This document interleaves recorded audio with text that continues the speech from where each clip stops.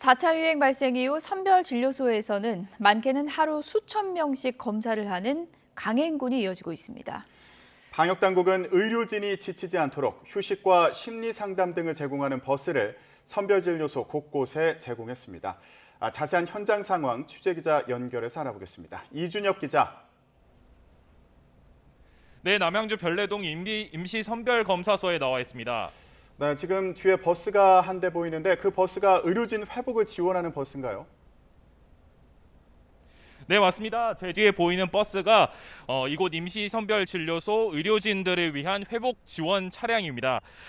의료진이 오전 업무를 마치고 무더위가 가장 심한 정오부터 오후 3시까지 운영하는데요. 안에는 우등버스처럼 넓고 다리를 쭉 뻗을 수 있는 좌석과 시원한 에어컨, 생수 등이 준비되어 있습니다. 이곳 선별진료소에서 하루 400명 정도가 검사를 받는데요. 제가 만난 의료진은 무더위 속에서도 회복 지원 버스 덕에 한결 편하게 쉴 수 있다고 반겼습니다.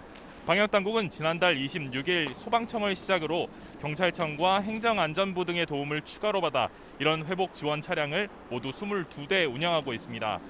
이와 함께 어제부터 정부는 마음안심 버스 5대를 권역마다 한 대씩 운영하기 시작했는데요. 스트레스 측정이나 심리상담 등 심리 지원을 위한 장비와 시스템을 갖추고 있는 버스입니다.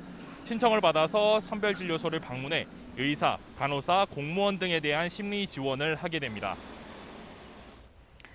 확산세가 좀 꺾여야 의료진도 한숨을 좀 돌릴 텐데요. 집단 감염이 여전히 계속되고 있죠. 네, 임신선별진료소 의료진들을 위한 별도 대책이 필요할 정도로 집단 감염은 끊이지 않고 있는 상황입니다. 특히 백신을 2차 접종까지 모두 마치고도 집단 감염이 일어난 사례도 드러나 매우 우려스러운 상황인데요. 서울 강서구 소재 요양병원에서 환자 1명이 처음 확진된 뒤 10명이 추가로 감염됐는데 이 가운데 6명이 2차 접종까지 끝내고 2주가 지난 상태로 확진된 건데요. 여러 명이 병실을 함께 쓰면서 투석 등 치료를 받으며 전파된 것으로 보입니다. 그 밖에도 경기 양주시 헬스장에서 시작돼 어학원으로 이어진 집단 감염은 누적 확진자 95명을 기록했고요. 양주시 식료품 제조 공장에서는 지금까지 직원과 가족, 지인 등 53명이 양성 판정을 받았습니다. 방역당국은 이들 감염이 델타 변이 관련인지 조사하고 있습니다.